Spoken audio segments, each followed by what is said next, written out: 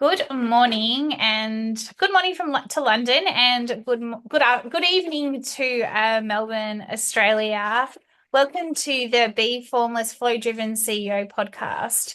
And I am really thrilled to have Malavika Solanki on the show today. I won't say tonight or this morning, I'll just say today. So welcome, Malavika. Thank you, Bea. Really pleased to be here. Looking forward to the conversation. Yeah, I feel like we're going to have a great conversation. And yeah, I'm very excited. And I do love London. And I was just talking to you quickly about that before the show. So lives near Camden, which is a Mhm. place close to my heart. So yeah, let's have a bit of a chat. But first things first, what I want to just call out before I hand it over to you is that you are one dynamic and results driven senior exec with over 25 years or more experience in financial services and fintech. And what I loved when I did a bit of research about you is the fact that you do harness these really key relationships with investors, regulators, stakeholders to achieve super successful outcomes. But you have this ability to, from what I can gather, you're an inclusive problem solver. You have this great approach strategically, and you inspire all the teams to achieve big, ambitious objectives that foster a culture of innovation. I love all of that about you. And so what I'd love to hand it over to you is to tell us a little bit about your journey. You don't have to go through the whole 25 plus years or so, but like what are you up to right now? And yeah, just a little bit about in more detail about yourself. Thank you very much. So I'll start with where I'm at now, and then a little bit about how I started and got here, because I think it might be relevant to the conversation. So where I'm at now is I'm currently in the process of joining a new organization that where I'm working with a group of investors to look at how to help them accelerate, test new ideas, and accelerate them and build interesting businesses in the financial services and the financial technology space specifically. So and those ideas aren't necessarily limited to the UK. They could be European, they could be global. It just depends. It's more what is the thing we're chasing and how quickly can we test whether there's customer market appetite for it and enough market appetite. And then if there is, how do we get behind it and get the team around it and basically build it and grow it and see what comes of it fundamentally. But I love working with people that are bright and ambitious and driven. Usually people actually that know a lot more than I do about the thing I'm working on, and with ideas that I can't, because I know what I think, right? What I don't know is, and what I can learn from is people around me. And I love being in ecosystems where I can kind of harness that and drive it, but also just really learn from it as much as anything else. I love And that. I got into this. Well, I started my career actually the way I guess at the time most of my friends did, which is I joined a bank and I was doing very much line roles and I enjoyed it. And part of great teams, and that's when I realized how much I enjoy being in teams where you kind of almost that flow state where you talk about where everyone's working towards common purpose and aim and you kind of just get on with the thing you're trying to do, Yeah. free of all the nonsense that can sometimes percolate that environment, not always but sometimes. Yeah. And but I did that for a few years, and 2 or 3 years in I kind of realized I'm enjoying it, but I think the thing I want to do is not necessarily know how my day is going to start and end or how my week's going to go, hour by hour or day by day, and not necessarily wanting a 9 to 5 piece. So I spoke to my bosses and said, hey, like, I'd love to figure out what else might be around. I don't know quite what it is I want. I just want to figure out what else might be around. And they were incredibly generous. They said, all right, so long as you keep running the team and doing what you're doing, go off and have conversations within the firm. And they gave me about 6 months to do that, which was a gift, an absolute gift. And so that's how I landed speaking to somebody who said, hey, we're trying this thing. Would you like to come join us?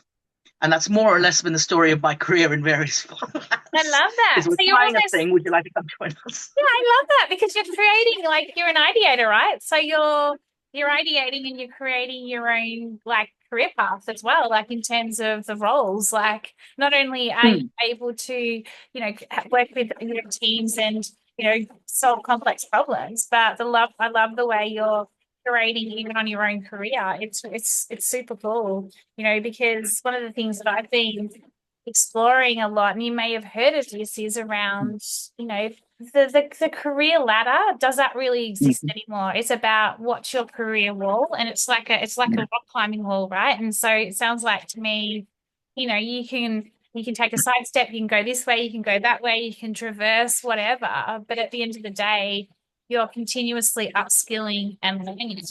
Is that kind of what you feel like you've been able to do with, like you said, with the fact that you've been like always kind of almost created your next role? It's I love the way you articulated actually that idea of a career wall and move and navigating through. That's probably I may steal that at some point if that's okay. Not I'm my happy to idea. attribute it. It's not my I will idea. happily attribute it. But I would, So, you can steal it. You can steal it because I borrow. I say I borrow it. yeah, yeah. There's this great futurist. I'll share her with you, Mm, and I'll share in the sure. notes. And I saw it from her. Um, it's a Narita. Narita. I cannot remember her name, but I Mhm. will make sure. But yeah, she talks. She does a whole article on it. It's fascinating. So I have borrowed it because that's essentially the world we're living in. It isn't about chasing that career ladder like linear. It's like Mm. how do you develop that linear career that fulfills and motivates you as well? And I think everyone's different, right? There are some colleagues, former colleagues of mine, who actually enjoy that ladder and they thrive in it. And I think it's also horses for courses a little bit. Where 100%. and for people that really enjoy that, there's go for it and it's brilliant. But even there, it'll never quite be linear. No, Right, because no, life for me, in my experience, life is one of those things where you kind of you look at what's around you, and the ecosystem that we're operating in is changing so much. I know. Especially if I think about where I am, it's financial services technology, and they've both evolved. And you look at how much technology has evolved from where I started to where I'm at now, and it's continuing on that journey. So by definition, you're finding yourself in different rooms and different spaces. So for me, it hasn't necessarily been a deliberate act of what's the next thing, but it's been I get into something, I'll do it for a while, it starts to come to a kind of a steady state, and I start thinking about, okay, well, what's the next thing that's happening that I'd like to get into? And I haven't necessarily known people in that space or specific individuals, but you kind of navigate your way through and you have conversations with people and see, something normally comes of it. That's kind of been the way it's happened. And if it hasn't come of it, there are a couple of times in my career where I said, okay, right, I'm done with this. I'm not sure where I'm going to go next. I'm either going to study or do something else, but also take some time out and go and travel and do something and refresh my mind so that I'm not stuck in the same thinking loops. Yeah, I love And that. so when I come back, I'm still using my time, but when I'm away, I'm away. But when I'm back, my brain is also fresher. Yeah, no, and you get And those, I find I look at the world differently. yeah, you get those fresh perspectives. Like it's that ability to subtract from the mind and, Mm, almost like for me, it's, when you experience have those novel experiences, or like you say, you take the time out, you always come back with a fresher perspective. And coming back to even problem solving, do you find that also when you might have a massive problem or complex problem that needs to be solved, quite often, you might go and do something different, or like you say, take mm. some time out or do whatever, and you come back and you're like, oh, I've just solved it. Like it just comes from nowhere where you're like, okay, Yeah, the brain. yeah, you kind of, you're putting the pieces of the puzzle within the ecosystem back together in a way that is completely different to the way you were thinking about solving it before you had a bit of that time out. Do you have that happen to you from I time? have that a lot actually, and mine probably comes from two or three different spaces. Sometimes it's walking away from a thing and literally walking away, going for a walk, coming back if I have the luxury of that, or setting aside a problem for a day or two if I have the luxury of time. Other times, if I'm really time compressed and things have to get done, then it's taking 10, 15 minutes away, coming back and saying, okay, well, who else do I need to introduce into this team, or who do I need to go have a conversation with that might offer me a different perspective on Mm, the thing I'm trying to work on or the thing we're trying to work on as a team, and either bring that perspective in or just use it to think differently. Because it's that thing about, for me, in my case, it's freeing up the mind a little bit so that I'm not thinking the same thing and trying to solve the same problem and getting stuck in almost a doom loop of failure. Because yeah, God knows I've been there from time to time. But I've had to learn over time, right? Okay, what is the thing I need to do differently? differently. And yes, sometimes it's setting aside a problem. And actually, if I have that luxury, it's brilliant to just say, I'm going to sleep on it. It'll come back to me, and I'm deliberately not going to think about it. I'm going to go think about something else instead. That's Mm, going to be engaging. So I'm not going to have the opportunity to think about this thing yeah, for a period of time. Because it's like saying, don't think about the pink elephant in the room. And if you tell someone that, unless you give them something else to think about, the only thing they're going to focus on is a pink elephant in the room that they're not supposed to think about. yeah, So I like to give my absolutely. mind something else to look at or think about or do. And that's equally engaging, and then come back to it and say, all right, well, what am I doing with this? Or what do I need to do differently? Yeah. Or do we need to work on differently? Or who do we need to bring in order to change the perspectives or the mix of ideas in the room? So how do you just on all of that, how do you one inspire teams, and two, how do you also, like, depending on, like, given what your role is, right, and this and the new role you're heading into, in Mm, terms of really idea focused, do you have a core team that you put together like every time? And again, this is, you're obviously going into a mm, different role, but how do you put the team together? Like, what's like the, do you have like a team ecosystem that you create, or is there a core one and then you bring in the different experts? Like, how do you experiment when you're, because you'd always be having to come up with, like you say, in the industry you're in, it's changing daily, and especially with AI and everything that's mm. going on. Like, yeah, how do you do it? Like, what's your, I don't want you to give away all your secret sources, but how do you, yeah, what's your kind of way you put the team together? So typically speaking, I start with the problem that we're trying to address. What is the thing we're trying to do? Mm. And that's not necessarily what is the thing that we think we're trying to do. What is the problem we're solving for the other person? Because ultimately, if we're building a service, the the thing I've learned over time is it's not about what is the thing I want to sell or I want to offer Yeah, as a business. It's what is the problem I'm solving for the person who's going to buy this on the receiving end of it. yeah, 100%. And we start from there. Okay, so if I say, for example, if I go into somewhere new, I try and understand how clear is that, who's on the team, firstly, who's in that room already, Mm. how how well how do they articulate the problem we're trying to solve? How close are they to the idea of what the actual customer need is? Versus, because some people understand the customer, others understand the operational elements, others understand how to get things done. There's different skills that you need Yeah, between having the idea and actually getting it out into the marketplace. And you'll know this from your experience as well. 100%. So Yeah, I don't typically travel with a team of my own. I typically will go in, look at who's on the ground, look at how well the problem that we're trying to solve for is understood, and then also try and understand how people think. yeah, Because for me, that's one of the most powerful things is if you get people who have active listening skills rather than just who will listen and discard, yeah. that active That's true. listening for me is a game I changer, agree. Yeah, because then when you get feedback, whether it's from investors or regulators or customers or anyone else, if you have people in the room that can actively listen and synthesize and say, okay, well, I might be getting 15 different conflicting pieces of information, but who can then synthesize and say, okay, how do we turn this into the thing? Where is a common thread here? But let me actively listen and set aside what I think you're telling me, and actually, what is the thing you're actually telling me, and yeah, separate those two. It's those skills I find it really invaluable. So, who really understands the problem? How do people think? What are the core skills they might have to offer in this context of testing ideas, building something, and taking it to market? And also, where are the active listening skills in this, and the ability to then pivot with new information? So you don't pivot every time you get something new, but if you have the capacity to listen and absorb and process and synthesize and communicate back with your colleagues. So we say, okay, what is the thing we're going to do together? And then make a decision about, is this something that we think is valuable right now, or do we test part A and then come back and do A/B testing yeah, if the idea warrants it later on?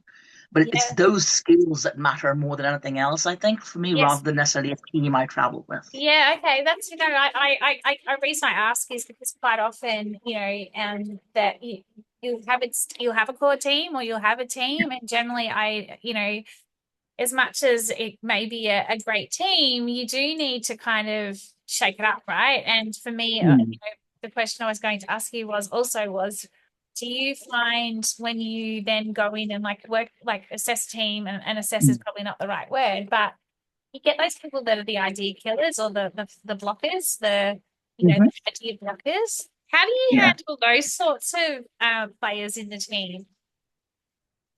Great question. I think it depends on the size of the firm I'm finding myself in at the time, because the way the systems then to handle the individuals varies quite a bit, and then and the corporate context also makes a difference as to, True. bless you, it Maybe makes a I'm huge going. difference as to Excuse me, sorry. oh, good. Take I it. haven't sneezed on the pod before, but there's always a first. So You know what? There's always going to be a first. It's all apologies. good. Sorry, say that again, please, just because So you were. I said I find that the when I see, typically speaking, there tend to be different categories of groups of people. You get some that say we've tried this before, and they're jaded, and they might have very good reasons to be jaded.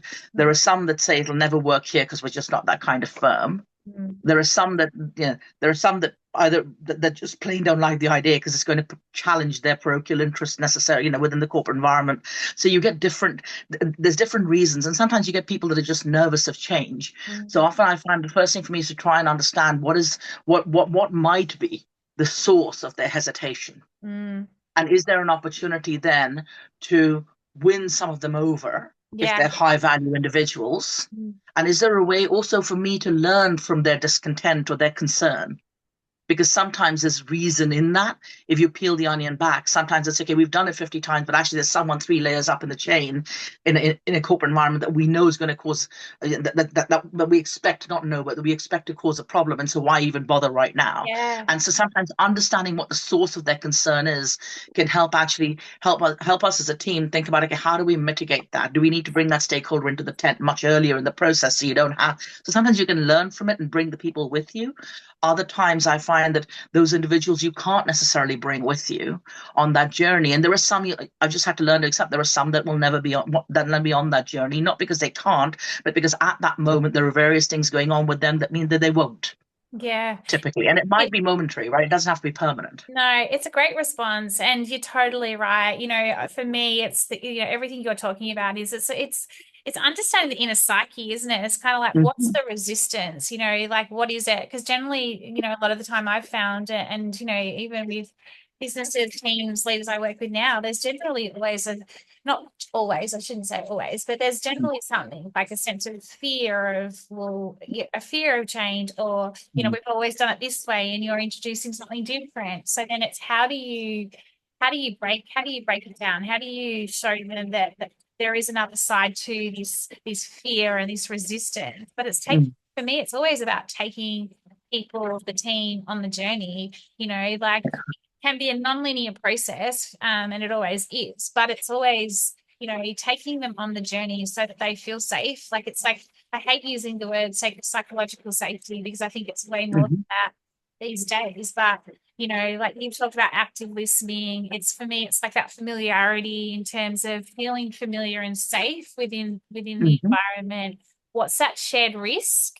It's that communication. You talked about loops, like feedback loops. How do you create those more immediate feedback loops? That for me is, once you understand the individual or the people within the team, I find generally, some, yes, you're right, some won't ever necessarily change, but they might come on the journey in terms of you can get them coming along with you. But you've got to have those, I call them, high flow triggers, but you've got to have those team triggers to be able to get everyone to get the best result, like you talk around, that getting those big, achieving results. That's the only way to do it. Exactly. And sometimes I've found that when we start building things with a core team inside a firm, the word seems to spread. Oh, they're doing something interesting, and the more people want in, and then that sometimes becomes more of a pull factor. And it's really interesting to watch how people then kind of want in, because it might be new or interesting or exciting, and that's great, right? I don't mind why you're in, so long as you're in and we're all on the same team. Contributing, yeah. What's your view on creativity can come from anywhere, when it comes to ideas, like, you're in fin services, like for me, when you talked around ideas, like I'm like amazing, because my view is it can, but I'd love to get your thoughts in terms of, do you think it's possible to come from like anywhere, like, or do you think it's not everybody has I guess that a creative grows in their body? I think my experience has been that ideas can come from anywhere. Yeah. They really can. And they can come from anywhere, not just within the business of the team you're in, but sometimes I've had ideas coming from investors, from partners, from clients, from people on the team. Other times, actually, there are times when, if I'm finding myself stuck with a particular thing, for example, what I've done is I've gone off and listened to podcasts in completely unrelated industries, and not even necessarily knowing what the jobs are, but just going off and listening as to what their challenges are. And I can't, and then that pings something in my brain, and it comes back. Or I've had team members who, that in an ordinary world, they're very happy to keep doing what they're doing and be more process driven, but something suddenly pings because we've managed to connect with them, or they've thought about it differently. They woke up, got out of bed one day and said, "Ooh, I know we're wrestling with this. What if?" And so it's then looking at, okay, how do we make it an interesting place for people to come in and say what if and test ideas with each other and feel comfortable doing that, because you also don't want chaos, right? What you don't want is 400 people going off in 300 different No, directions no.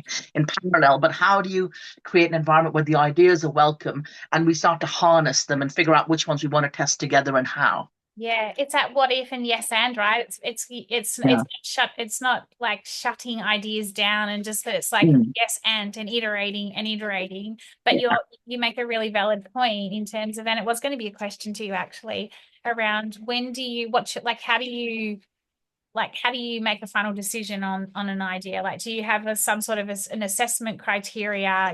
Because you, like you say, you can't have, if it's an organization with 400 people or even bigger, Mm. and everyone can sometimes have a point of view, right? But in order to get a product or a service out there, and we've all got timings that we need to work Mhm. towards.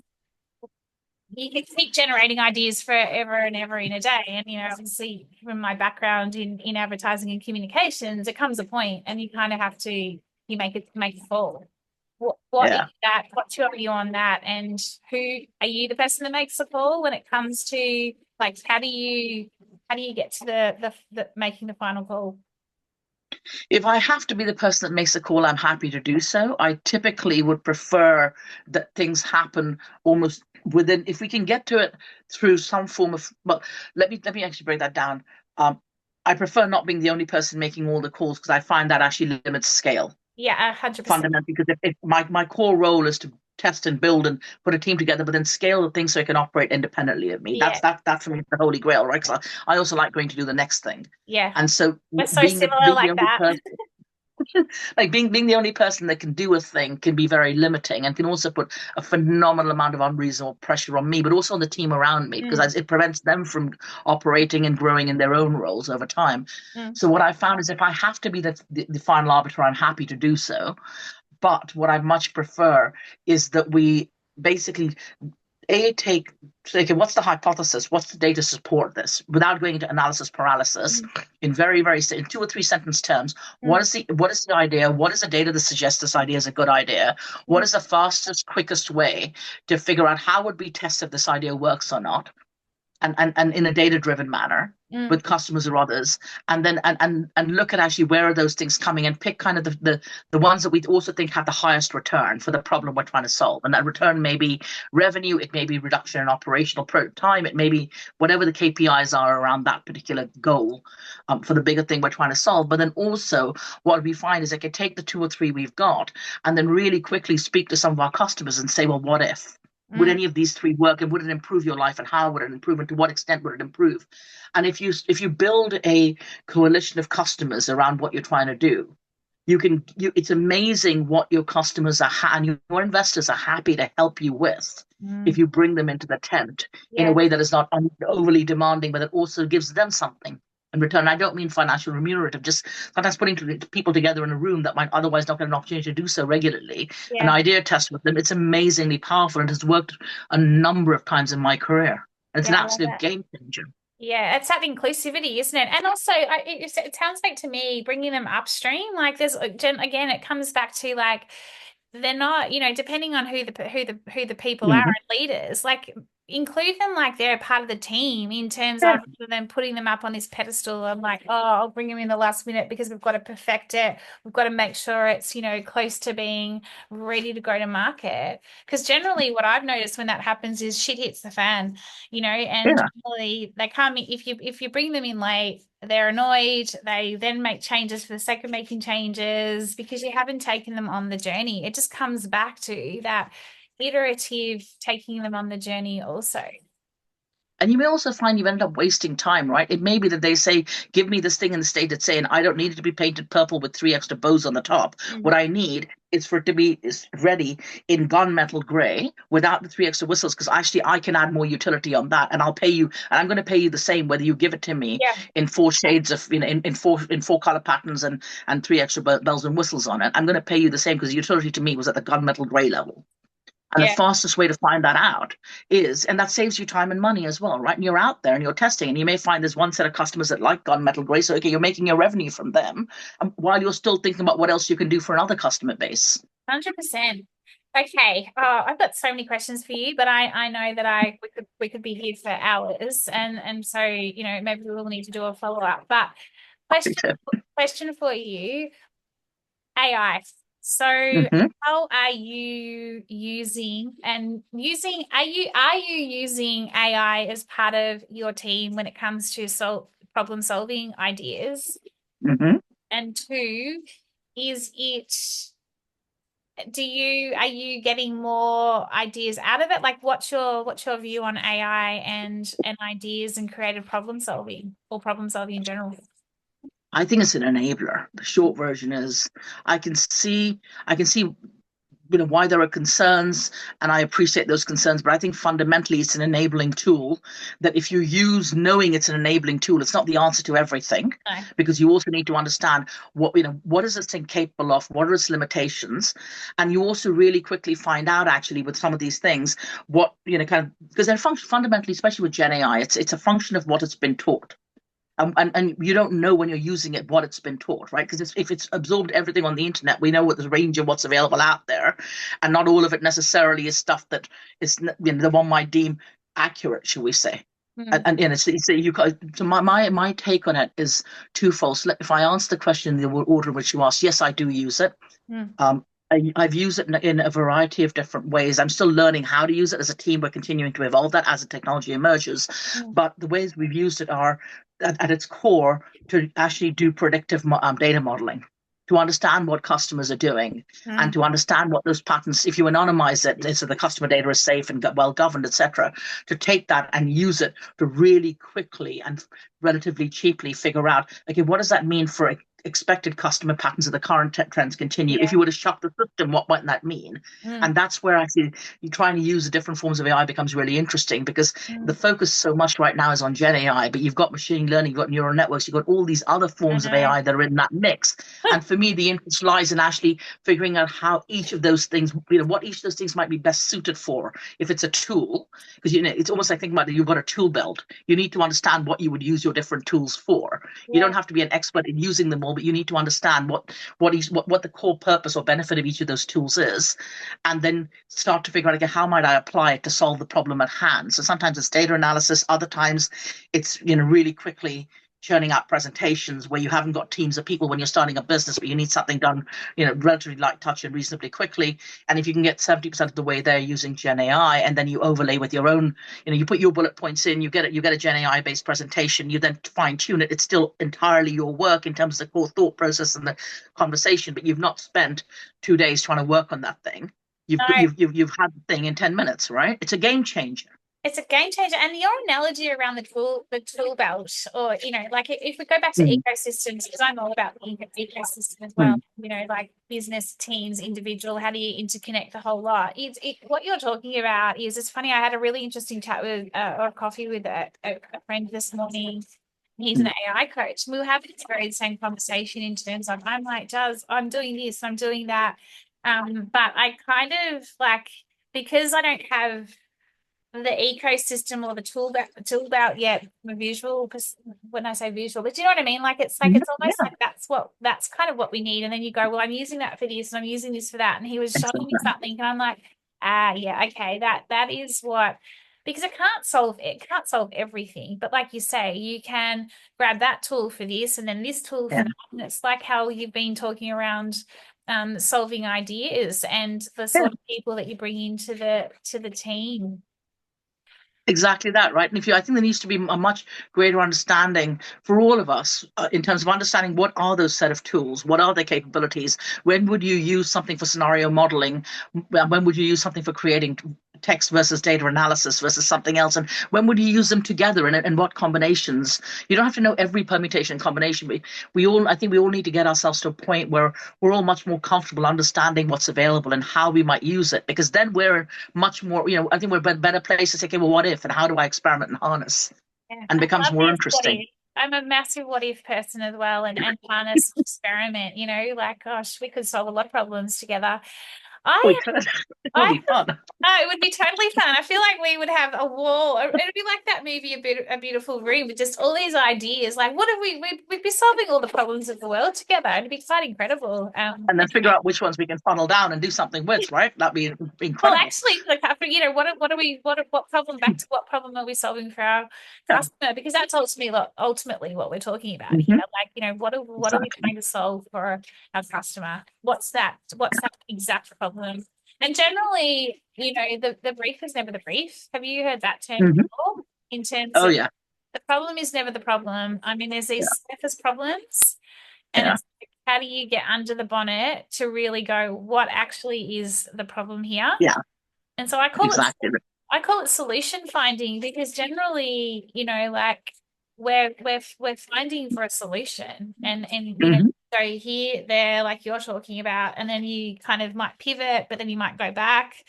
Yeah. So And understand the why. What is the thing? What is your problem? But why is it a problem for you? And what is the ecosystem you're trying to solve that problem in?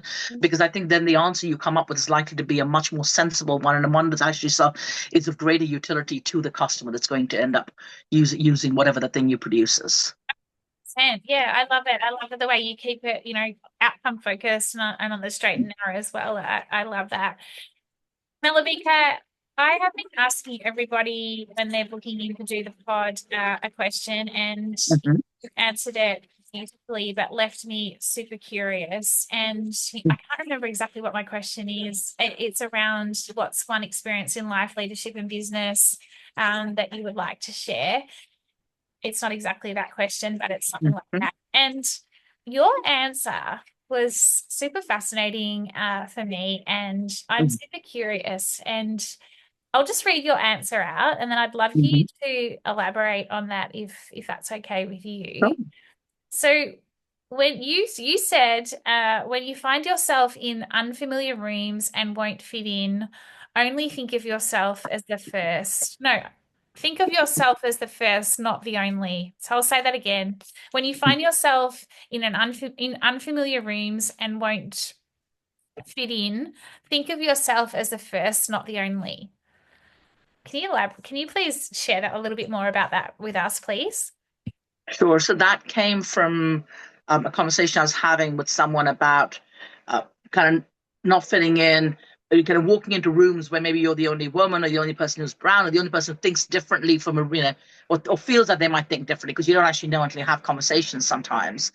And I'm a really strong believer in that. Is it can be that you've almost got to enjoy that discomfort slightly and get yourself used to it, because you're the first person. You don't know how many people are going to come behind you that are similar to you. You're just, as far as you know, you're the first person in that space. Mm. And if you think of yourself that way, it almost becomes like, okay, well, I'm going to do what I'm going to do, but maybe I'll leave a door open behind me that's easier for the next person, and they can maybe help open the door for the person after them a little bit wider. And it then becomes, to me at least, I find it becomes much less intimidating to be in that space, Mm. because I'm not then asking myself, okay, well, why me, and should it be me, and then I don't get into imposter syndrome as much in Mm. that instance. There are other instances where I do, don't get me wrong, but there, in that instance, it's a case of, okay, no, I happen to be the first time here. Let me make the most of the opportunity in front of me. I just happen to be the first person in this room that looks like me or thinks like me, or that, from what I can gather, given reactions I'm getting, and I because you're love also that. reading signals and cues. And I find that it just completely takes that out of it, and that, frankly, for me, comes from my family and my roots, I was because going to ask you where that came from. people have done stuff. People have done stuff, and they went out, they did it, and they did because they wanted to do it, and somebody had to be the first, Yeah, it's that, right? oh, I love it. It's that like whole pioneering, that, change. It's my whole, kind of view on being formless, and, breaking out it, going into, the deep unknown, exploring, Yeah. being curious. You might not be ready for it. You might not be up for, but why not? Like, it's what if? What if I Yeah. just stay here And with don't be my, intimidated by the yeah, space you're in, right? Ever. yeah, yeah, It doesn't matter what space you're in. You have a reason to be there. Enjoy it and make the most of that opportunity yeah. You have a reason, you every have time. a right. You have a reason, you have a right to be there. But Yeah, exactly. also have the choice to make the best out of it and the most of it, which is what I love.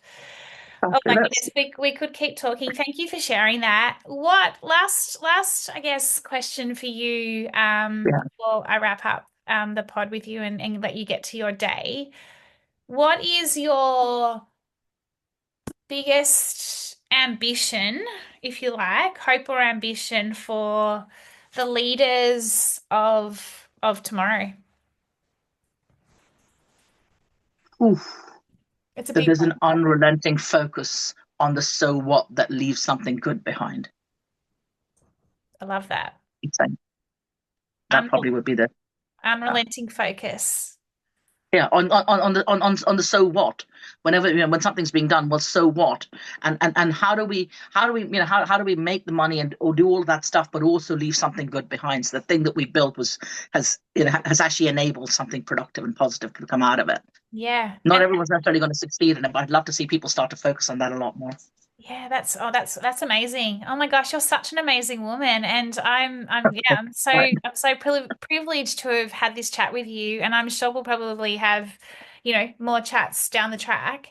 How do we find out more about you, Malavika, and what you're doing, and all these ideas and everything that you're and the teams and what you're doing? How do we find out more? So the best thing at the moment really is to look to find me on LinkedIn, candidly, until I land and actually create a space. I was were a few people mentioning this week is maybe I should create a space where people can actually reach me more easily than that. But for the moment, find me on LinkedIn.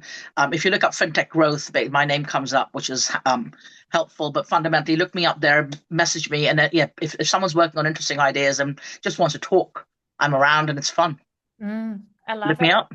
I love it. And I'll put it into the notes as well. But thank you so much. I've had a wonderful chat with you, and yeah, I'm Thank you for super that. grateful for the chat. So have a lovely day. And is it sunny or is it overcast in It's London? beautifully sunny. London this week is wonderfully warm. It's 23 or 24, something like that. Today's going to be one, and the sun's out. It's beautiful. Blue skies. It's beautiful. It's one of those lovely London days. Oh, hopefully you get to go and enjoy that The vitamin plan. D. Yeah. Thank That's the you. plan. Thank you so much. Have a good evening. You too. Thank you.